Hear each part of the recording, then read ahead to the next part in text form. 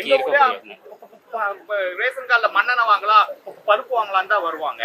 ஒவ்வொரு அதிகாரி மாசம் 1000 ரூபாய் வாங்கலாம்னு சொன்னார். இல்ல அதெல்லாம் இல்ல அவரு இனிமே மாசம் அவனுக்கு உரிமை தொகை வந்துருமான்னு சொல்றாரு. சம காலத்துல நடக்குதுங்கிறதுனால அது சொல்றாருங்கிறத ஒண்ணு. இந்த காலம் அது கொடுக்கணும்னு சொல்லப்படல. ஒரு ஏழையில இருந்து அதாவது எவ்வளவு கஷ்டம் வலிமையான, அதாவது ஏழ்மையான ஒரு இதுல இருக்கும் அப்படின்றத அவர் இந்த படத்துல சொல்லியிருக்காரு.